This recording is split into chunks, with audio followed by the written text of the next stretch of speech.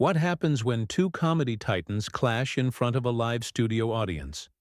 You won't believe what unfolds when legendary host Conan O'Brien sits down with Seth Meyers for what was supposed to be a friendly late-night chat, but quickly spirals into television's most explosive confrontation of the year.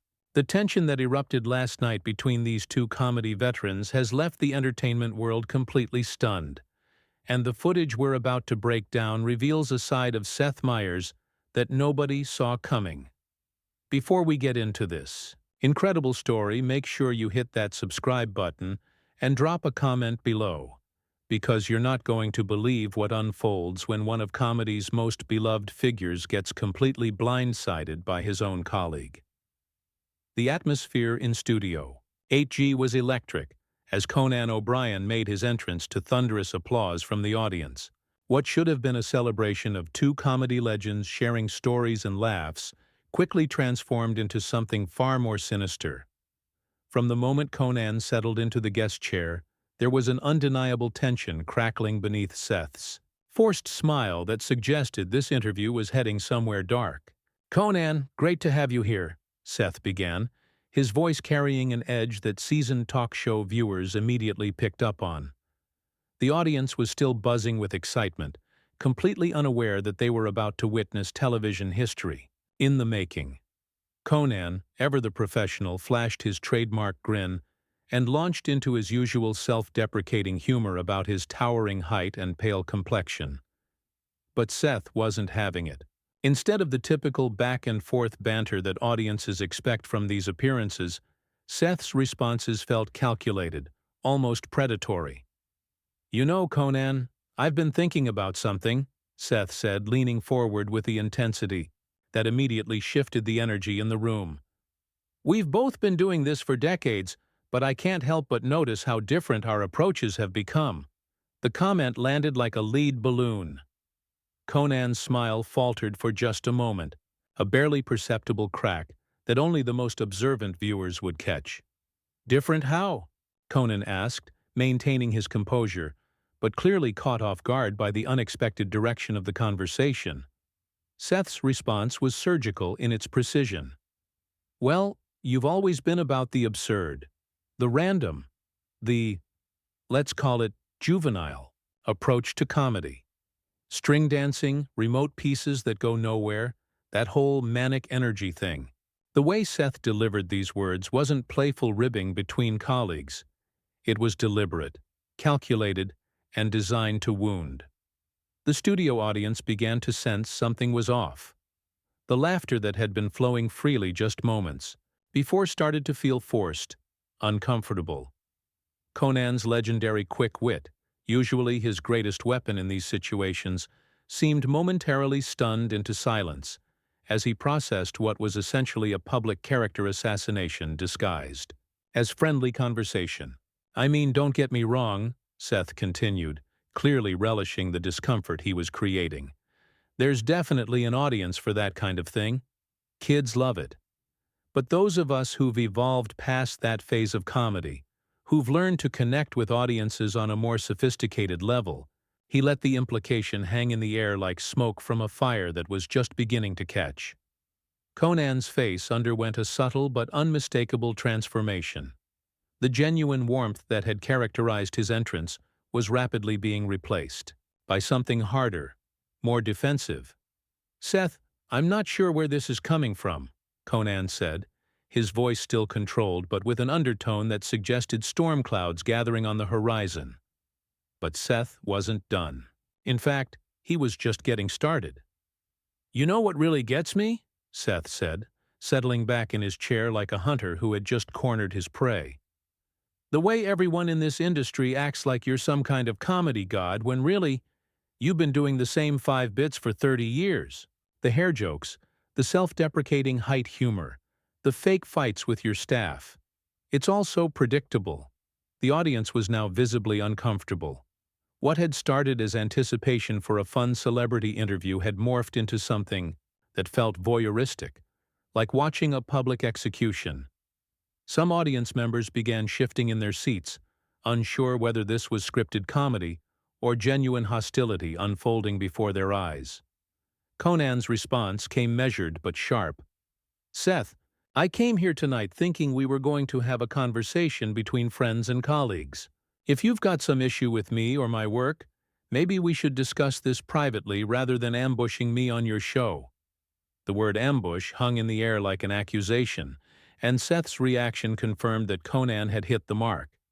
Instead of backing down or attempting to defuse the situation, Seth doubled down with a response that would soon be replaying across social media platforms worldwide. Ambush? Seth laughed, but there was no humor in it. Conan, this is my show.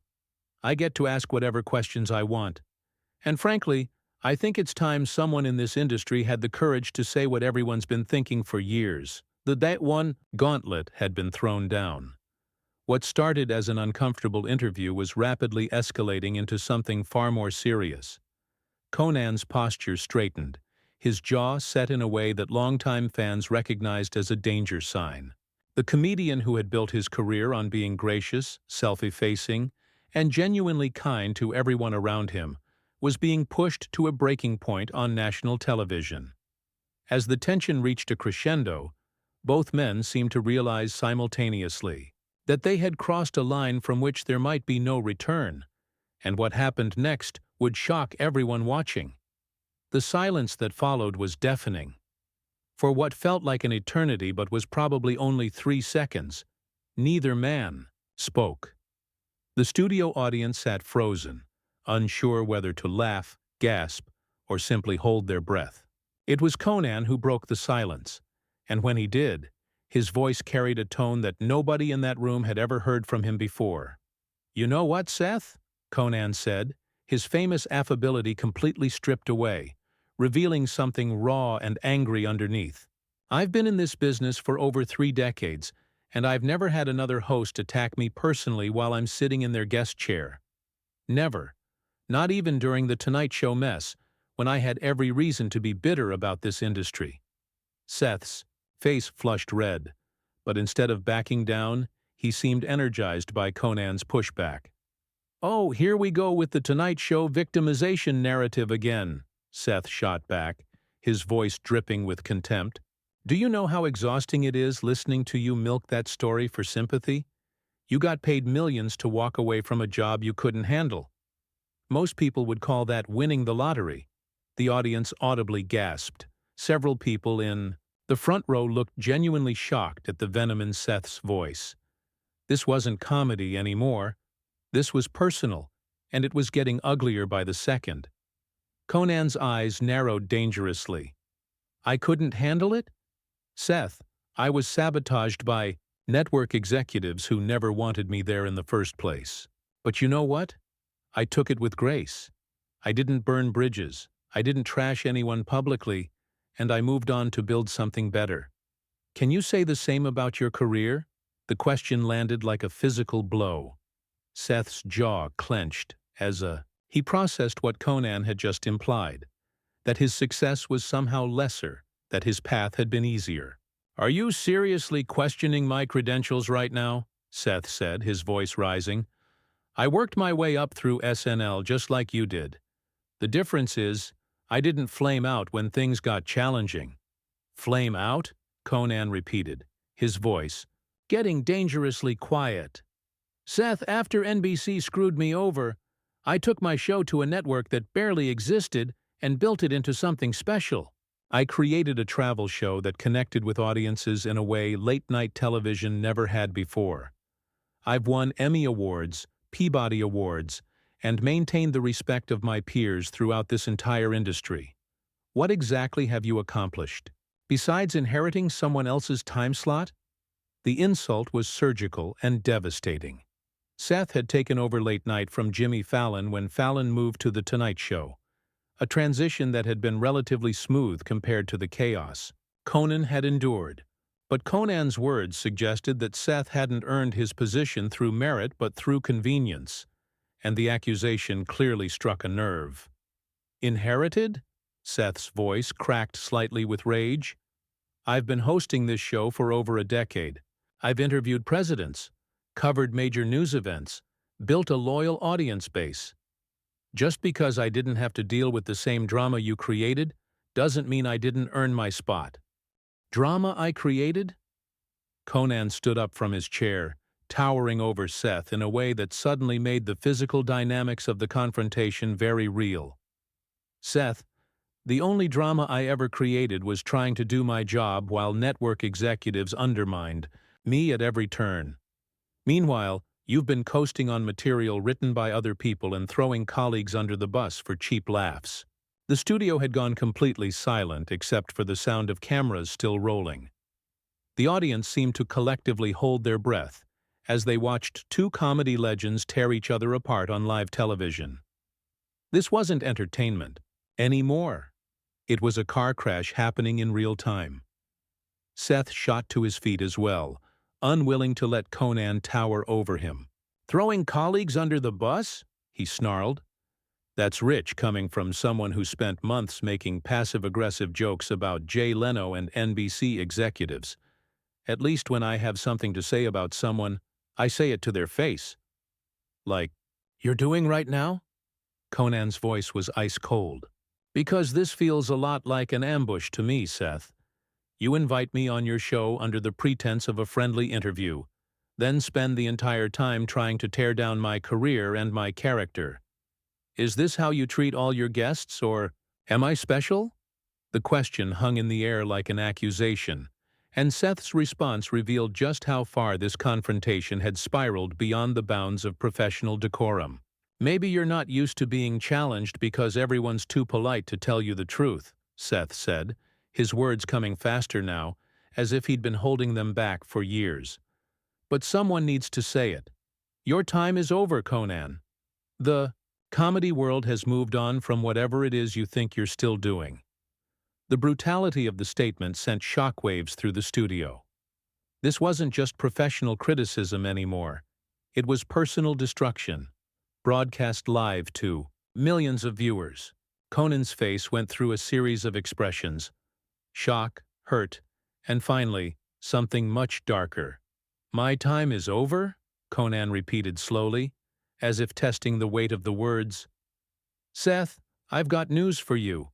While you've been sitting behind this desk making the same tired political jokes night after night, I've been reinventing what comedy can be. I've traveled the world, connected with different cultures, pushed boundaries that guys like you wouldn't even know existed." "Guys like me?" Seth's voice went up an octave. "What's that supposed to mean?" Conan smiled, but there was no warmth in it whatsoever. "It means you're exactly what's wrong with late-night television right now. You're safe, predictable, and completely forgettable. In 10 years, nobody's going to remember a single thing you did on this show." The prediction landed, like a death sentence, and Seth's reaction confirmed that Conan had found his target. But instead of the confrontation reaching its natural end, what happened next would push both men past the point of no return. Seth's face contorted with a rage that seemed to surprise even himself. The careful composure he'd maintained throughout, his hosting career completely shattered as he processed Conan's devastating assessment of his legacy. "Forgettable?" Seth practically spat the word. "You want to talk about forgettable? Let's talk about your pathetic podcast numbers, or how your travel show got quietly canceled because nobody was watching it anymore." The lie was so blatant, so desperate, that it actually made Conan laugh, a sound devoid of any humor. "My travel show wasn't canceled, Seth. I ended it on my own terms after 4 successful seasons. But I guess fact-checking isn't really your strong suit, is it? Kind of explains the quality of your monologues." Seth's hands were visibly shaking now. Whether from anger or adrenaline was impossible to tell. "You arrogant piece of garbage," he hissed, his voice barely controlled. "You think you're better than everyone else in this business, don't you? You think because you have this cult following of comedy nerds that you're some kind of genius." The studio audience was in complete shock. Several people were filming with their phones despite signs prohibiting recording. Others were looking toward the exits as if they were witnessing something they shouldn't be seeing. The atmosphere had become so toxic that even the camera operators seemed uncertain whether they should continue filming. Conan's response was delivered with surgical precision. "I don't think I'm better than everyone, Seth. Just better than you. And apparently, so does everyone else, because the only reason people watch your show is because there's nothing else on at this time slot." That was the final straw. Seth completely lost whatever remained of his professional composure and launched into a tirade that would be replayed across social media platforms for weeks to come. "You know what, Conan? You're a has-been, a relic from a different era of comedy that nobody cares about anymore. You got fired from The Tonight Show because you couldn't handle the pressure, and you've been trying to convince everyone it wasn't your fault ever since." The studio fell dead silent except for the hum of the air conditioning system. Conan stood perfectly still for a moment, processing what Seth had just said. When he finally spoke, his voice was so quiet that the audience had to strain to hear him. "I got fired," Conan said slowly, "because I refused to compromise my artistic integrity for ratings, because I believed that comedy should challenge people, not just make them comfortable. And you know what the really sad part is, Seth? You used to believe that too, back when you were writing for SNL and actually had something to say." Seth's face went pale.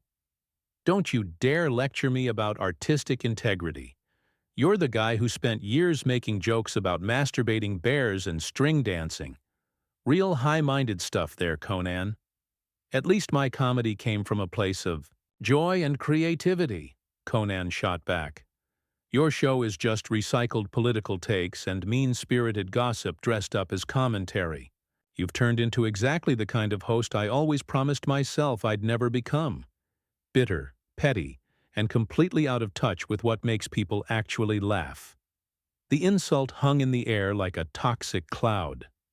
Seth's breathing was becoming labored, his face flushed red with a combination of embarrassment and fury. The man who had built his career on being the reasonable, intelligent alternative to more boisterous hosts was completely coming apart at the seams. "Get out," Seth said suddenly, his voice barely above a whisper. "Get the hell off my show." Conan raised an eyebrow. "Excuse me?" "You heard me," Seth said, his voice growing stronger and more venomous. "Get off my stage.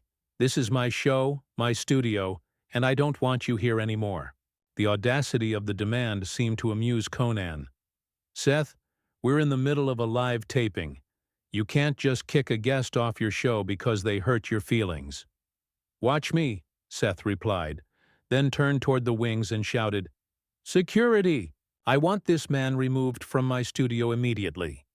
The audience erupted in shocked murmurs and gasps. Nobody could believe what they were witnessing. A host actually calling security on his own guest during a live taping. It was unprecedented in the history of late-night television. But Conan wasn't finished. As two security guards appeared from the wings, looking confused and uncomfortable, Conan addressed them directly. "Gentlemen, I'll save you the trouble," he said with dignity that made Seth's behavior look even more petulant.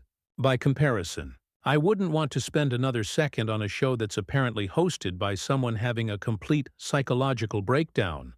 The insult was delivered with such calm precision that it was more devastating than all of Seth's screaming had been. Conan straightened his jacket, looked directly into the main camera, and delivered what would become one of the most quoted lines in late-night television history. "Ladies and gentlemen, I want to apologize that you had to witness this tonight. You came here expecting entertainment, and instead you got to see what happens when someone's insecurities finally catch up with them. I hope the rest of your evening is more enjoyable than this has been." Then, without looking back at Seth, Conan walked toward the stage exit with his head held high. The audience began to applaud, tentatively at first, then with growing enthusiasm. By the time Conan reached the wings, nearly the entire studio was on their feet giving him a standing ovation. Seth stood alone at his desk, breathing heavily, as the reality of what had just happened began to sink in. The cameras were still rolling, capturing every moment of his humiliation. His show, his reputation, his carefully crafted image as the reasonable voice in late-night television. All of it had been destroyed in less than 20 minutes. As Conan disappeared into the wings, the studio audience continued their applause, many of them now openly booing Seth. The sound engineer, apparently deciding that enough was enough, finally cut to commercial, ending one of the most explosive confrontations in television history. The incident would dominate social media for days, with clips of the confrontation going viral across every platform. But in that moment, as Seth stood alone on his stage listening to his own audience turn against him, the only sound that mattered was the echo of Conan's final words and the devastating silence that followed his departure.